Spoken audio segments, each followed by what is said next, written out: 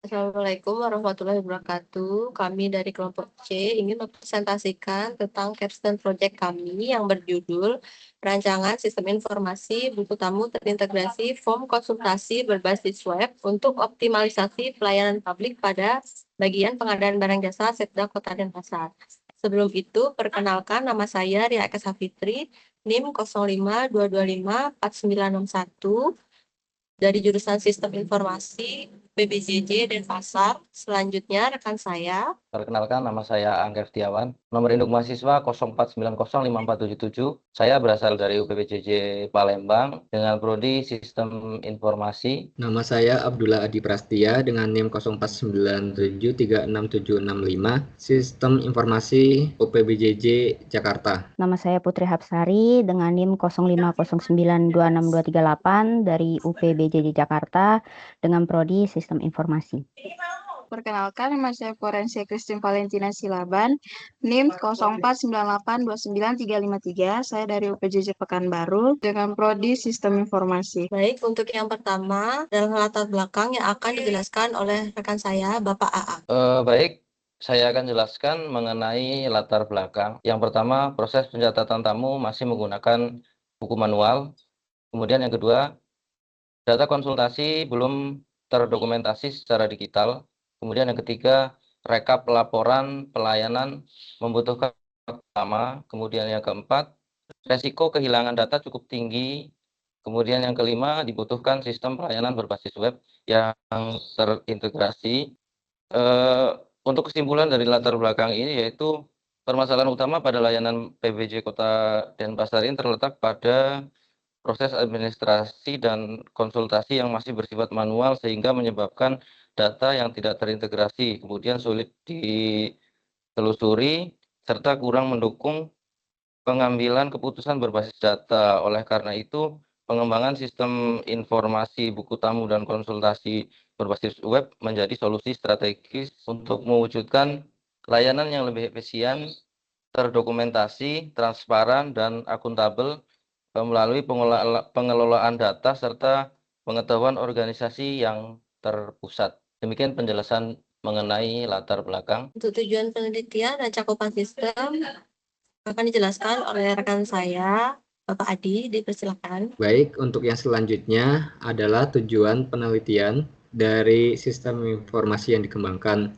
Yang pertama adalah merancang dan membangun sistem informasi buku tamu berbasis web yang terintegrasi dengan form konsultasi. Kemudian menghasilkan sistem yang mampu mencatat data tamu secara terstruktur dan real time.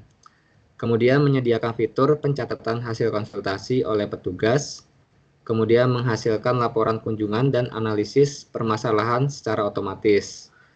Yang terakhir, meningkatkan efisiensi dan kualitas pelayanan publik pada bagian PBJ. Selanjutnya, cakupan sistem. Ruang lingkup sistem dalam proyek ini mencakup pengembangan aplikasi berbasis web yang digunakan untuk pencatatan buku tamu dan layanan konsultasi secara terintegrasi.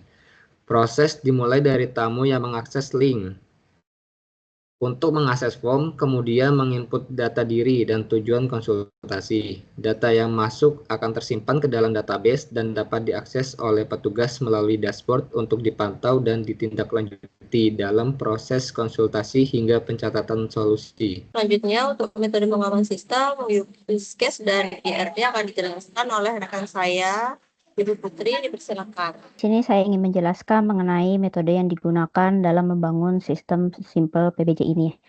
Nah, bisa dilihat pada slide itu pengembangan sistem kita menggunakan metode waterfall yang meliputi analisis kebutuhan, dan yang kedua itu ada desain, dan yang ketiga ada implementasi, selanjutnya ada pengujian, dan yang terakhir itu ada pemeliharaan. Nah, untuk tahap pertama yaitu tahap analisis, di sini kita melakukan observasi terhadap pelayanan yang sudah ada, lalu menentukan kebutuhan apa aja ataupun kebutuhan fungsional apa yang diperlukan pada bagian PBJ. Dan selanjutnya pada tahap desain, di sini kami mulai merancang alur sistem secara teknis menggunakan diagram use case diagram ataupun activity diagram dan juga IRD untuk database-nya. Dan tahap ketiga yaitu implementasi. Di sini kita mengeksekusi hasil dari desain yang kita udah rancang sebelumnya di tahap kedua itu menjadi aplikasi dengan menggunakan framework Laravel dan juga MySQL database-nya sebagai database-nya. Dan yang keempat itu ada pengujian. Nah, untuk pengujiannya ini kita memastikan sistem berjalan dengan baik dengan menggunakan verifikasi fungsional dengan metode black box testing. Dan yang terakhir yaitu pemeliharaan. Nah, untuk tahap ini kita fokus utamanya itu kita menjaga stabilitas sistem. Jadi jika ada bugs ataupun error bisa langsung diperbaiki. Nah, di sini sudah ada use case-nya dan juga IRD pada sistem yang telah kami buat. Nah, jika dilihat pada use case yang terlihat pada slide, di sini kita mempunyai 4 aktor utama, yaitu ada tamu, admin, pegawai, dan juga pimpinan. Nah, setiap aktor ini mempunyai activity yang berbeda-beda, seperti tamu yang melakukan pengisian buku tamu, lalu pegawai yang memproses konsultasi, dan juga untuk admin itu yang mempunyai kendali penuh untuk keseluruhan dan juga bisa memproses konsultasi seperti yang dilakukan oleh pegawai, dan yang terakhir itu ada pimpinan yang bisa memonitoring data di dashboard ataupun memonitoring laporan dan yang dapat diekspor menjadi PDF. Dan bisa dilihat di gambar sampingnya, itu adalah skema IRD untuk database kita. Di sini ada beberapa table yang kita buat, ada users ataupun ada role access, dan yang utamanya yaitu ada di table tamu yang merupakan data-data tamu yang disimpan secara historikal. Seperti itu. Baik, selanjutnya adalah implementasi sistem. Jadi kami akan melakukan demo aplikasi Capstone project yang telah kami buat. Baik, untuk halaman awal setelah tamu atau pengunjung mengakses link atau scan QRIS, maksud saya QR yang telah diberikan, berikut adalah halaman awalnya, kemudian klik mulai isi buku tamu.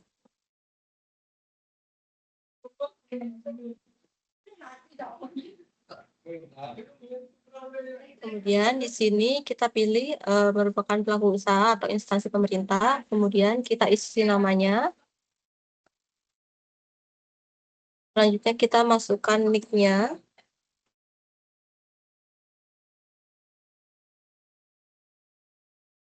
Kemudian nama perusahaannya, jabatannya, nomor handphone, alamat email,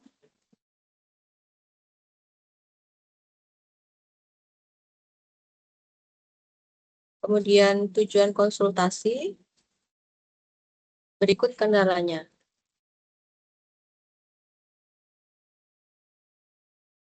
Selanjutnya, tanda tangan pengunjung. Jadi di sini juga ada fitur hapus. Kemudian klik kirim konsultasi.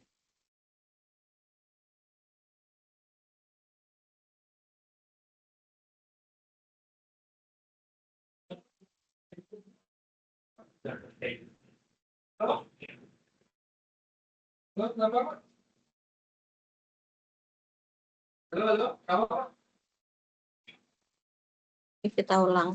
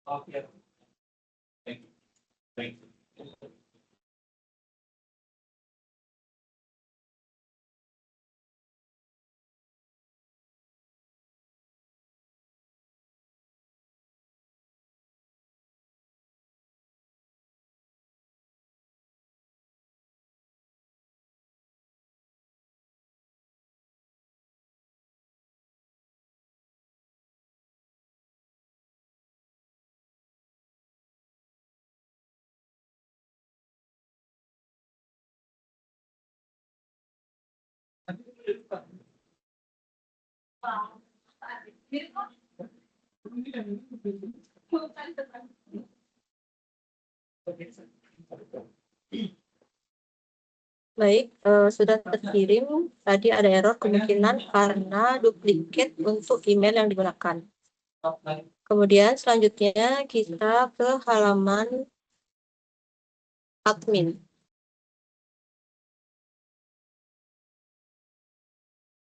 Baik, selanjutnya kita ke halaman admin. Jadi berikut adalah tampilan untuk login. Ada 3 role akses, ada pimpinan, ada pegawai, dan ada admin. Kemudian setelah kita memasukkan email dan password, silakan klik masuk ke sistem. Baik, jadi berikut adalah halaman awal untuk admin. Jadi dashboard dapat diakses oleh pegawai, pimpinan, maupun admin. Jadi berikut berisi total konsultasi, ada konsultasi selesai, ada informasi konsultasi yang masih menunggu solusi.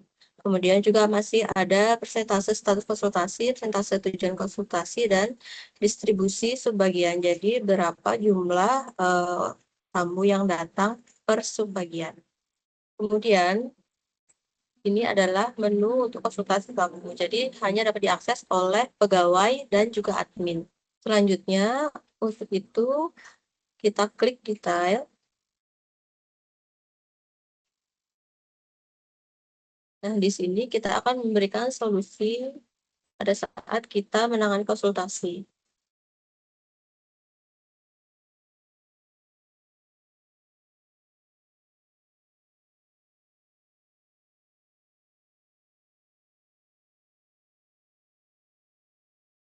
Kemudian berikan tanda tangan.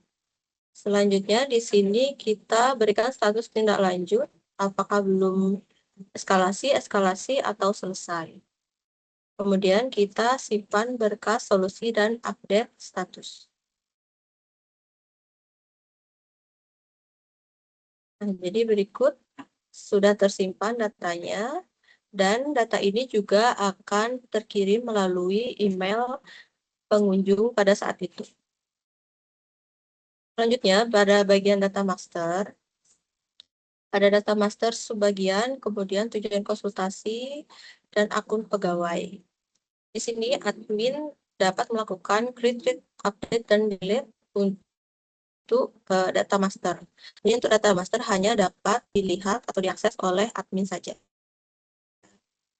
Kemudian untuk laporan, di sini ada laporan konsultasi dan laporan pengunjung. Untuk laporan dapat diakses hanya dapat diakses pada admin dan pemimpin.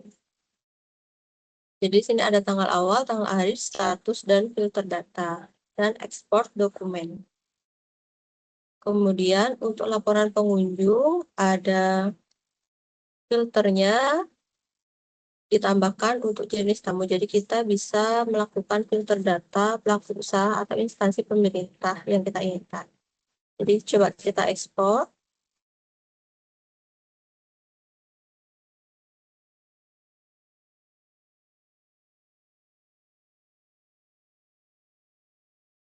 Jadi seperti ini untuk laporan pengunjungnya. Kemudian untuk yang laporan konsultasi sama.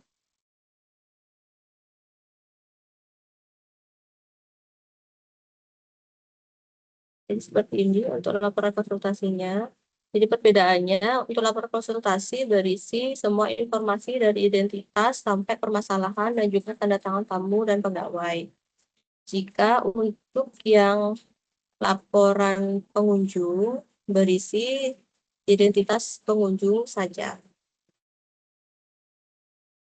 Baik, seperti itu untuk demo aplikasi kami. Selanjutnya, kita kembali ke presentasi, yaitu di sini bagian evaluasi sistem, kemudian kesimpulan, dan saran akan dijelaskan oleh rekan saya, Ibu Valen, dipersilakan.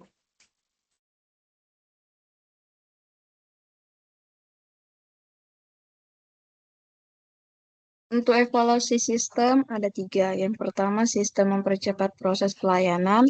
Yang kedua, mengurangi penggunaan dokumen fisik. Yang ketiga, mempermudah monitoring data.